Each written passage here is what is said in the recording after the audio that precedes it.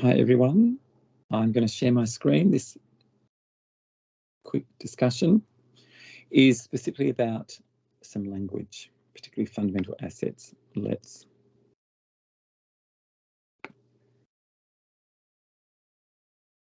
start on that.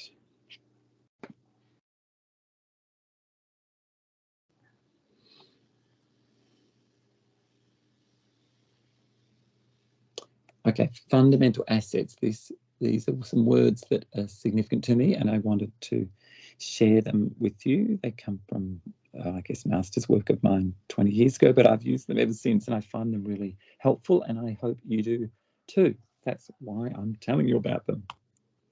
So fundamental assets and other language I have found useful. So fundamental assets to me very much link with this quote from Elizabeth Meyer, which also has always helped me. If I'm thinking, what should we do? What should we do on this site?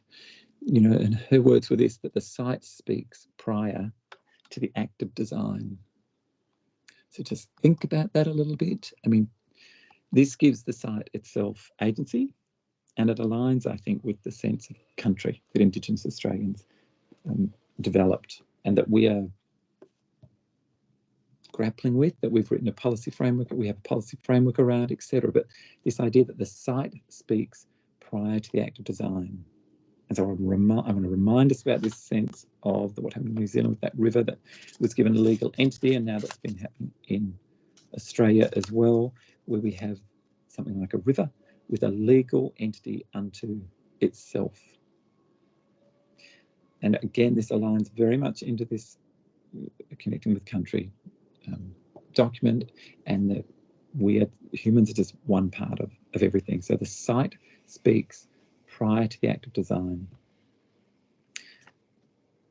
So fundamental assets. These are some examples I used when I looked at many beaches. I was a little bit obsessed by them in my master's, urban beaches in particular. So I'm hoping you can see my cursor here, but you know, I did you don't need to do any of this, by the way. I'm putting this here just to give us a language over the next few weeks. And there's always questions, so what do you think of fundamental assets? Do you think that's a fundamental asset? Maybe that's a fundamental asset. These were the fundamental assets I worked out that were useful to me in looking at beaches, and they often only came from observing what was there and then realizing they were positive, I suppose, and that they were sort of the makeup of why something was there. So the fundamental assets, and I'm going to click to the next slide, because these beaches were all overseas, and I was lucky enough to get to all of them. And these beaches down the bottom are some that we know. They're all in Australia. And so let's look at the ones that are in Sydney. So there's Bondi there and Manly right here. So I looked at the same criteria for all these beaches. So a fundamental asset of Bondi is that it has a beach. Not every beach does. Mackenzie's Beach kind of doesn't, only has it every now and again. You know, it actually has a sandy beach. And around the world, that's not always present. It has an orientation to the sun that is good. The sun's at your back. Bondi faces mostly south.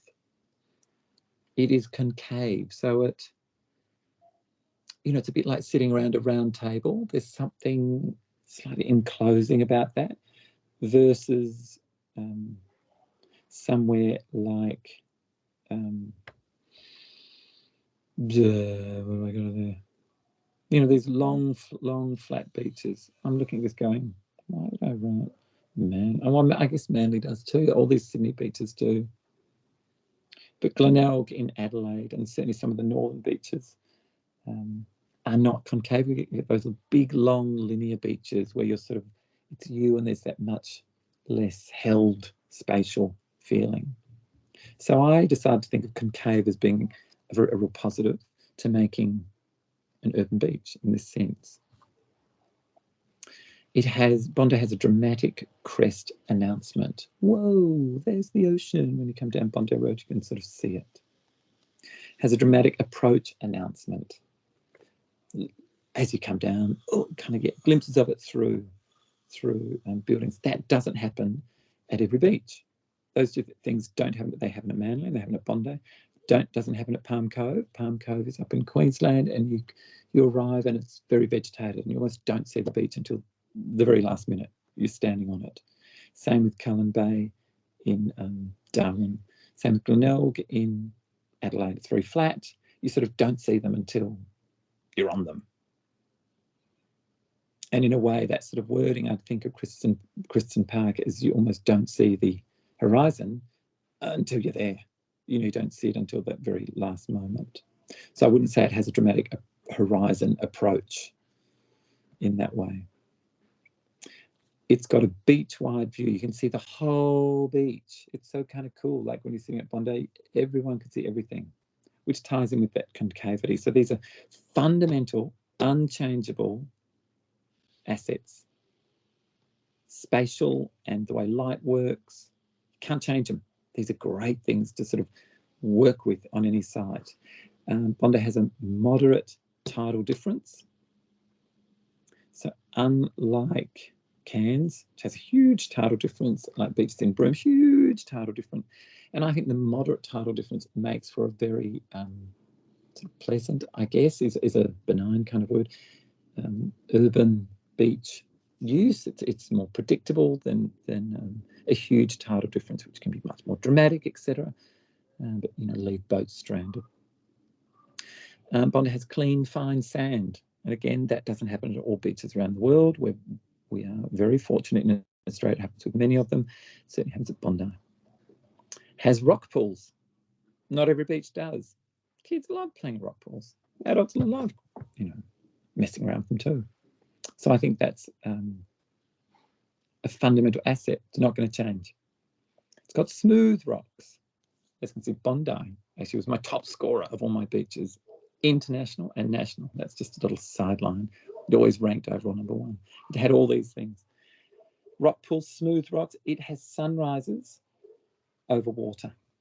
At Bondi, doesn't have sunrises over sunsets over water. The only one that does is Cottesloe on the west. None of the other ones do.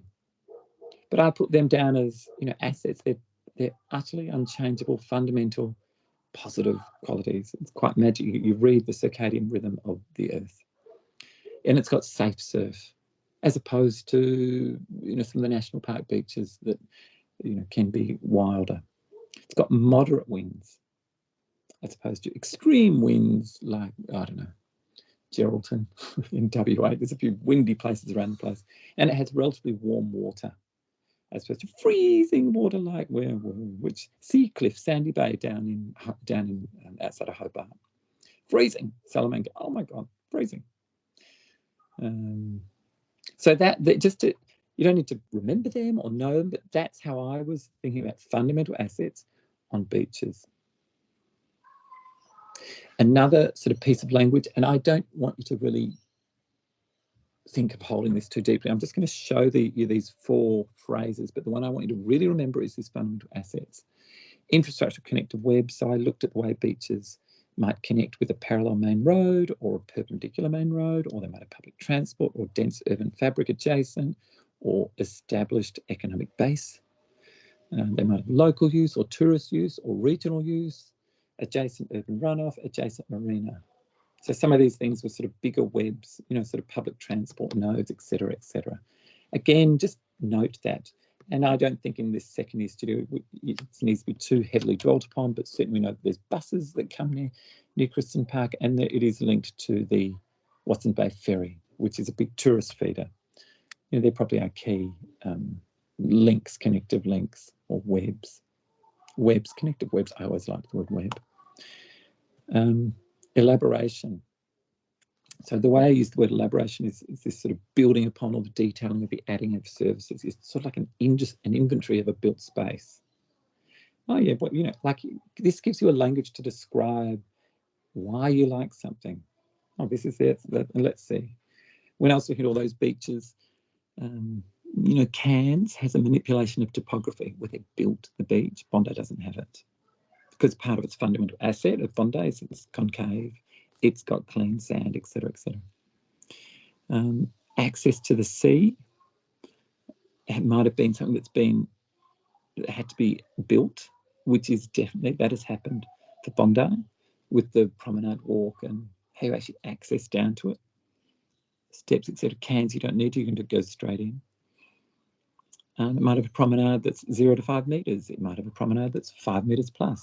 It might have a continuous promenade. It might have shade on the beach. Who had shade on the beach? Rapid Creek had been sort of elaborated upon with sort of shade structures on the beach. It's up in Darwin. Or shade on the promenade. Bondi certainly doesn't have that. Rapid Creek does. Who else did? Glenelg in Adelaide also did. So some built structures. It may have an adjacent lawn. It might have a kiosk or cafes or restaurants or adjacent hotels or a walkable pier, like St Kilda, or a constructed pool like Bondi, or a fun fair like Manly used to have. Still does a bit. Playgrounds, lighting, showers, toilets, fountain, bins, sun lounges, seats, monuments, lifeguard towers, car park, cars on the beach, Conscious Horizon Line link. Now, I put Bondi there as having a Conscious Horizon Line link. When you back up on those top lawns looking down, it seems to be ever present, and it's kind of frames the siting of the pavilion. So all these things I see as sort of elaborations on the fundamental assets. You know, the fundamental assets are these things, that orientation of the sun, the direction of the wind, how we see the moon, how we see the sun, temperature of the water, the spatial form, versus this elaboration, all this stuff that gets added. And the last sort of phrase I use is this idea of thickening, where something has such a strong, desirable sort of being that we thicken it. So we might add public institutions like hospitals or something near it, or artificial addition of public space. And we say this park was put there, kind of because it's near the beach, or it might have a horizon line link with the city, which some of these beaches around the world did. Or it might have a cultural city and a beach link. I mean, I'd say that about Bondi. You know, you don't come to Sydney, you know, if you're traveling around the world, we went to Sydney and we went to Bondi. It's kind of got a cultural city beach link. I don't think Christian Park has that same link, but I'm just saying these are sort of, it's almost, you know, the beach itself, it's got a thickened presence culturally, and might have an adjacent hotel precinct or some sort of amenity. So thickening is used here to describe the inherent growth of development around a desired asset. So, for example, the development stages of a mine site. First level might be principal excavation, let's get in there and dig the stuff out. Second level might be the extraction of taking them out. First we dug, then we pulled them out. Third level might be, got to build a gymnasium for the miners. Like things develop and sort of thicken. Oh, and there's a little town, etc., etc. So it's like the support networks that happen around these fundamental assets, such as the siting of public services like hospitals, cafes, bookstores, hotel precincts, or something like Moran Health Services in the Moran facility just down the road from Kristen, which is, you know, facing that horizon, facing that ocean, facing the cemetery. But that scenographic view out to the ocean is very much taken up there. Kristen doesn't quite work in that way, I don't think. Let's talk about it. So what might be the fundamental assets of the high point of the crest of the Vaucluse Valley that we are currently calling Kristen Park? I've very purposely written it like that, and I can see it coming through in your sections. It's the high point of the crest. If the whole thing is the crest where the lighthouse is sort of the high point, I guess, of the Vaucluse Valley. So the fundamental assets, I think, so this is, listen to this bit, people. I was thinking about this and writing these down last night. I don't think this is total, but I think this is how I would be thinking about your site. I'd stop thinking about it as Kristen Park, and I'd start thinking about it as the crest of the Vaucluse Valley and catchment. And I'd say its fundamental assets are, it's got a big sky and a sense of expansiveness. I don't think that's ever going to change there.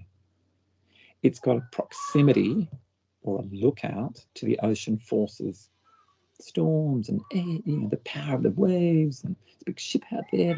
That's not going to change. There's an ability to see the timeline of millions of years. It's called the cliffs.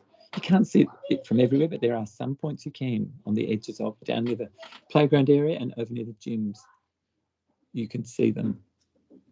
And they are extraordinary. They are utterly unique. They do, in fact, take a breath away. There's a strong horizon line link at the edge.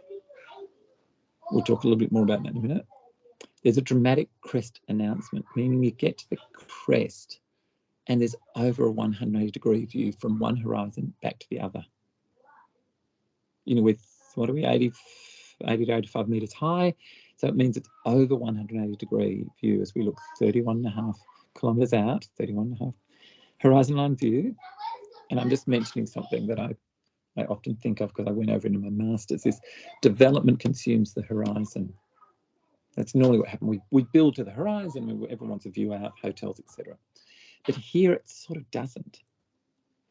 And in fact, it almost defers to the western view of the city skyline and the Blue Mountains. So really the suburb of Vaucluse seems to sort of, it's all about that view back to the city skyline. And the view to the horizon, the ocean horizon, is only captured on that thin slither of that top edge. And before then, you can hardly see it. There's a couple of little window view sheds. And over the playground park, it is one of them.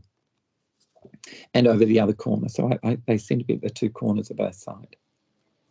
Another fundamental asset was it was originally flattish. I don't think it would have been totally flat at all. But now it's been flattened and it's sportable or traversable. It's comfortable walking topography.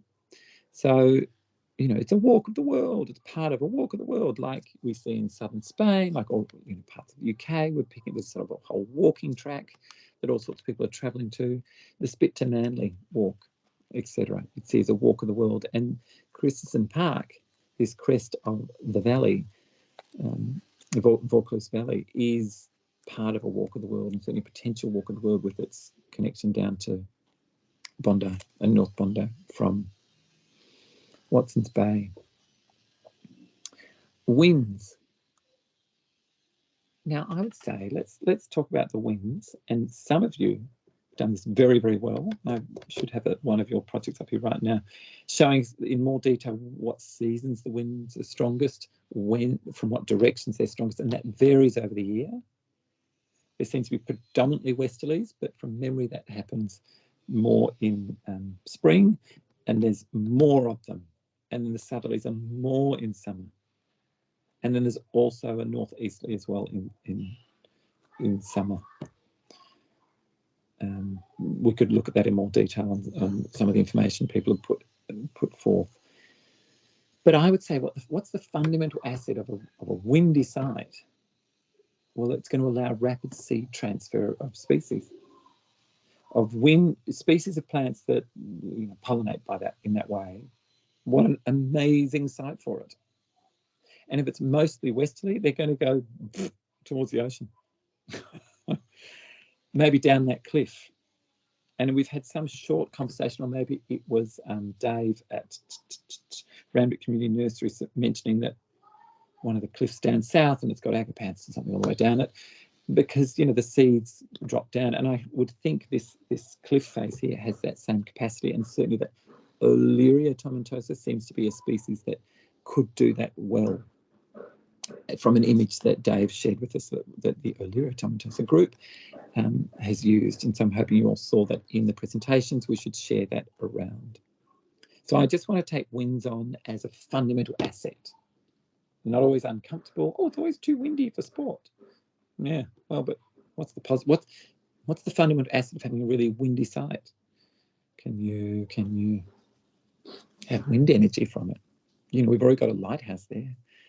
You know, golly, do you think anyone in Vaucluse would step up to having a wind turbine? I'm just leaving that as a question.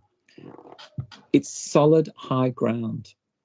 It's a sandstone tableau. It's not a moving sand dune. You know, they just have different aspects, but I'm going to put that in this fundamental asset. It's solid high ground. So I would say we could consider the long term. Now, in other studios I've been teaching at the Mass, they're on low ground. and the long term is heavily impacted by sea level rise. This site is not. It's going to be impacted by heat rise over the next 20, 30, next 10, 20, 30, 40, 50, 100 years, but not so much by sea level rise. You know, maybe the cliff face will get bitten out a bit more, but it's very solid, that sandstone tableau, and we can see that in some of your sections. So I think that's a fundamental asset. It's got, I think there's a sort of a long-term nature about it. Ability to see whale migration and, you know, really all sorts of possibilities of seasonal animals. But that's how amazing, how amazing. What other suburb, what other site can you see whale migration from in Sydney? Only that slither along the edge. Do not forget about that. Do not get, you know, distracted with some of the sort of elements, the elaborations of the site. Well, this bit on this edge, or that seat, or this playground. Keep thinking of those bigger ways of this site. I think it helps us stay in a more capital C country space. Ability to afford safe haven for seabirds, as ability to be seen and see, an ability to be seen and see from 31.5 kilometres away. And that's in the last 200 years of help from a lighthouse, which I will share in a video. Double blinks every 5 seconds. 1,000, 2,000, 3,000. Blink, blink, 1,000, all through the night. It's quite a little phenomena. And so as long as that lighthouse stays there, that's going to happen. And as long as we have a shipping industry, that's going to happen. So I would include that in these sort of fundamental assets. Yeah, but it's light at night. Okay, I'd say, but how do we work with that? How does it happen? There's this sort of soft glow through the night.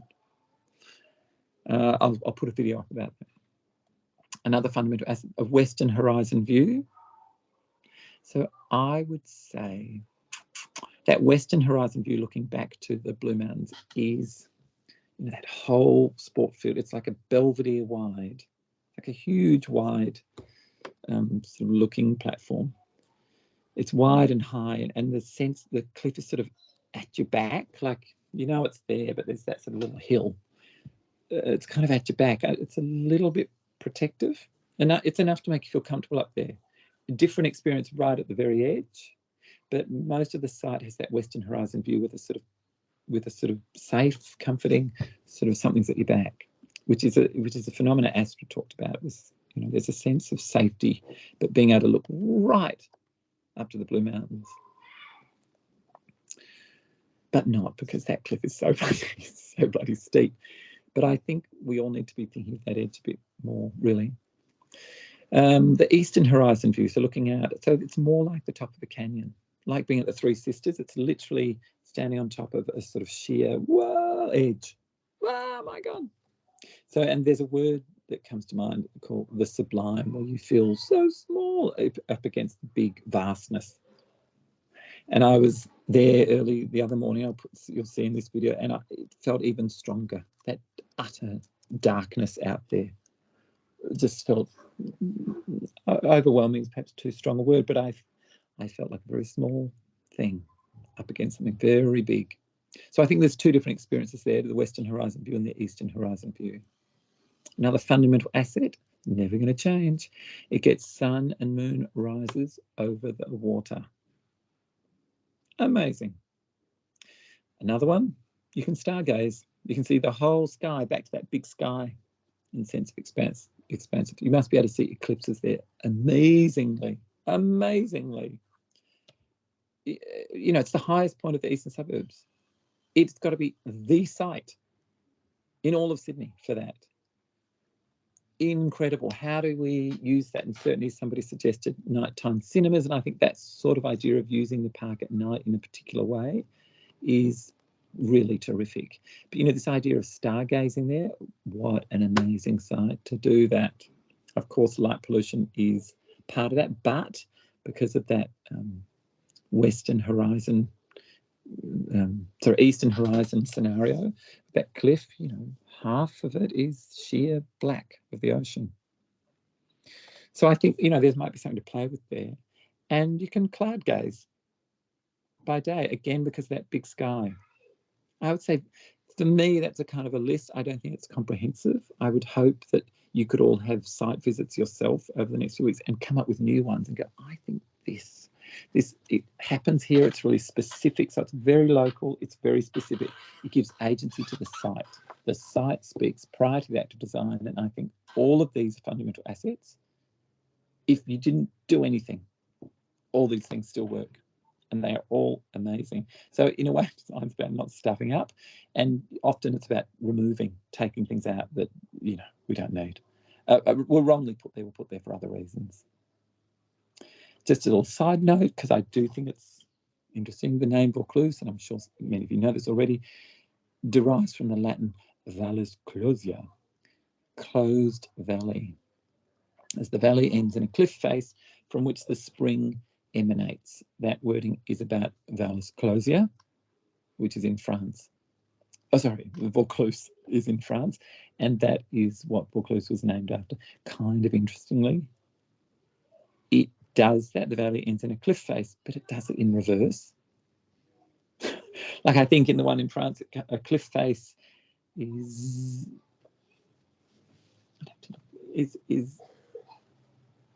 where's the spring? I need to look at it. I think it does it sort of in reverse.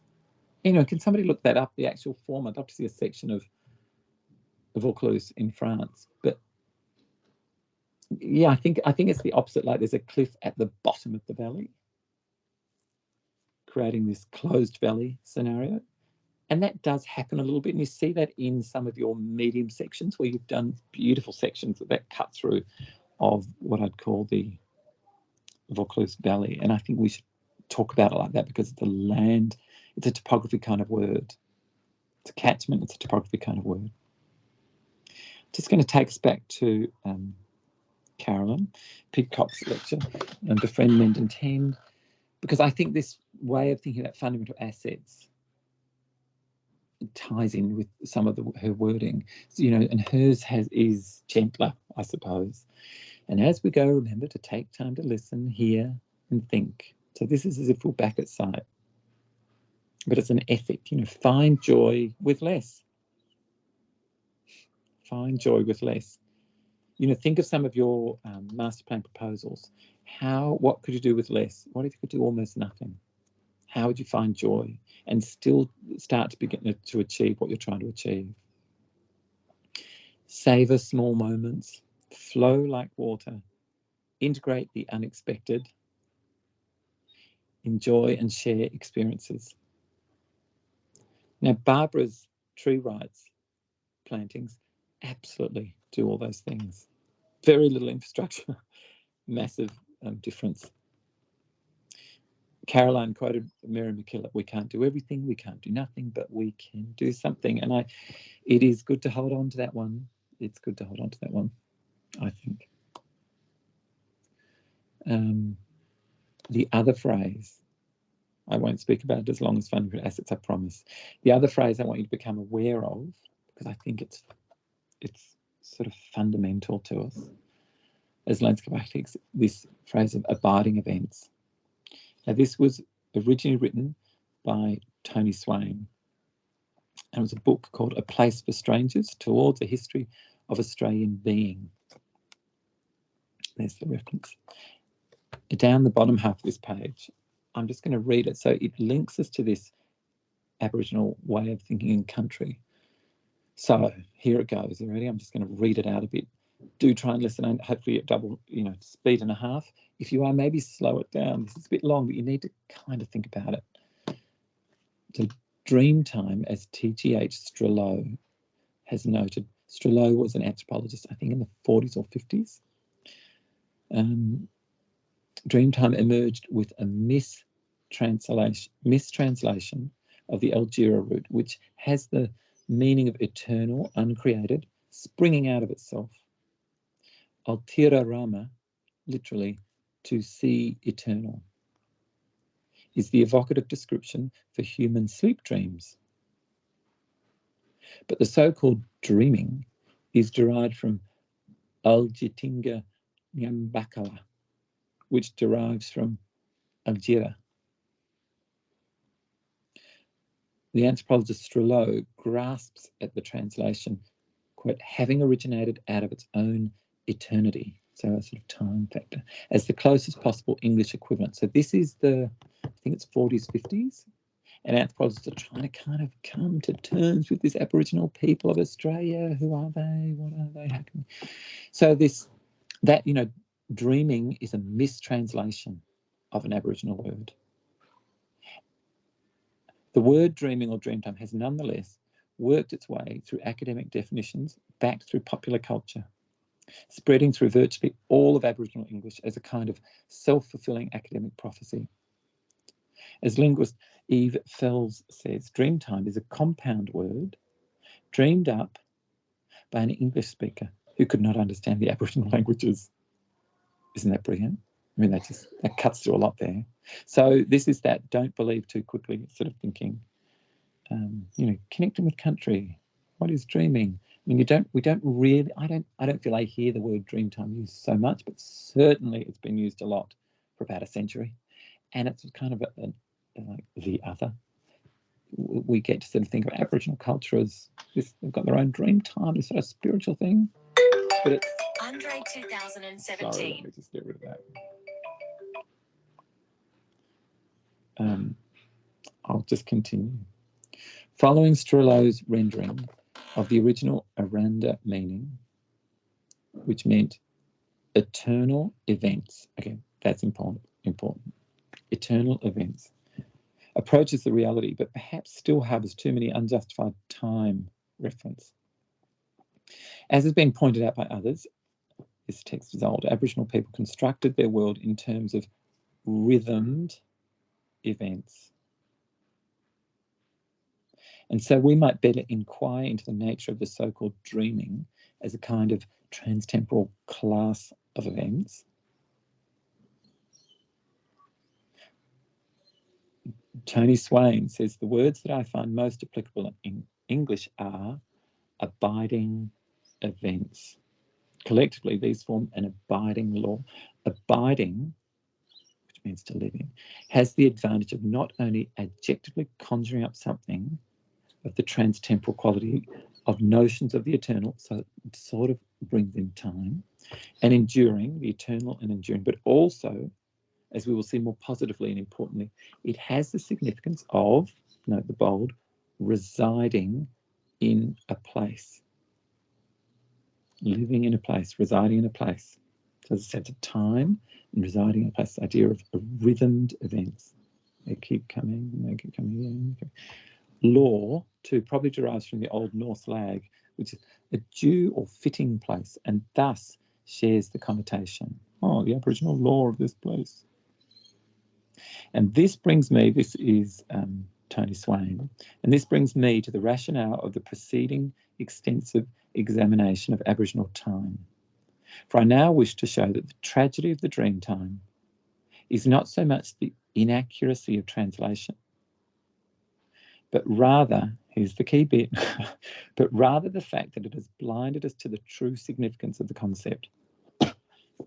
Dreaming is not predominantly temporal, but rather is spatial. You have to let this sit with you. It's so academically written, but it's this idea that country is not just about time, it's about space, it's about residing in a place. So I love this phrase, abiding events, this idea of rhythmed events. And again, as in conjunction with fundamental assets, it's something for the last 20 years I've always kept in my mind, and I try to think of whenever I'm involved in a design. So what might the abiding events of the crest of the Vaucluse Valley be? And I'm going to have a guess at them. I don't think these are all correct. I think there's probably more. You might not agree with all of them. Oh, well, let's have a go at it. You know, I wish we had local Aboriginal people from this site in our studio with us every week. And I wish we were having these conversations on site, etc. We're not, so I'll just do my best here. But I think the ability to watch the full arc of the sun and the moon and take heed of too much sun exposure, oh my God, it's so hot in the middle of the day, would be an abiding event of that site. Ability to watch the rising moon and setting sun simultaneously. So the first one would have a daily rhythm, sort of a 12-hour rhythm of sun and 12-hour moon.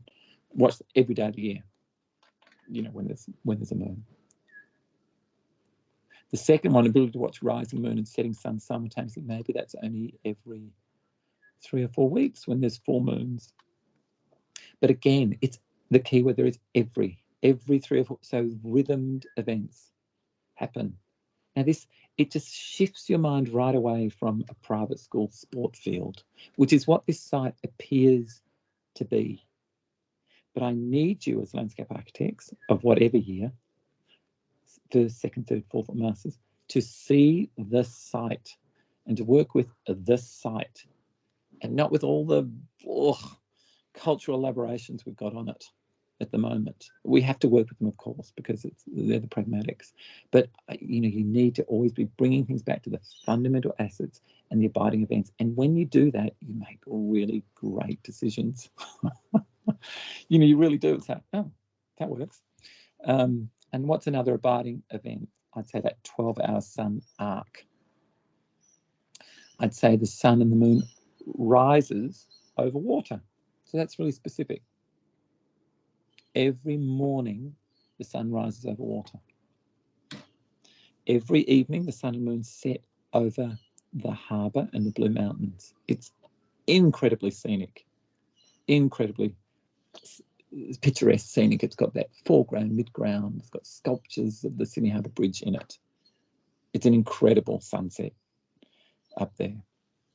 And moonset, because the city, of course, is twinkling with lights. I think it's very under-recognised in the city, the phenomenal kind of large-scale belvedere of that site, which people, might watch some fireworks at it of one evening a year. But that site secretly is highly dramatic in that way, looking to the western horizon. Winds. So I'd say the westerlies are most predominant, and they're rhythmed. And they're rhythmed seasonally. And the southerlies and the northerlies, they're all rhythmed seasonally, different seasons. And then, according to your various groups' wind analysis, there is a regular afternoon wind. It's usually windy there in the afternoon than it is in the morning. So there would be a rhythm of the winds, which already go, so in the mornings it's not so windy. In the afternoons it's windier. In these seasons, it's like you can work with these rhythmed events. You can program things to them. They shouldn't be a surprise. They're rhythmed, abiding events. They live there on that site. Let's talk about water. Well, it's a long way away. But I did notice there, I wrote this next line twice. I wrote it once before I visited the site, a couple of mornings ago early. And now I had to rewrite it, and you'll see why. So the rhythm of the sound of the continual crash of the waves against the cliff face. In my mind, when I wrote this, I thought, you must be able to hear it all the time. But actually, you can't. But what you do hear is it's from the periphery, but not from directly below. And it's an interesting phenomenon of how sound works. Sound travels horizontally. You can't see my fingers at the moment, but I'm sort of drawing zigzags up the air from low to high. It bounces off things. So I think what happens is the waves bounce into the cliffs, and the cliffs to the south and north of our site, where they're concave, they project the sound back up onto the site, and that's the sounds you hear.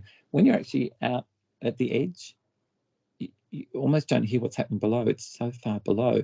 It's almost eerie. And I hadn't, until I was conscious about that, I didn't kind of get it. Another abiding event is the seasonal creatures visit, whales and many others. There must be seabirds there that have potentially coming if they didn't used to, and now they don't sense to return.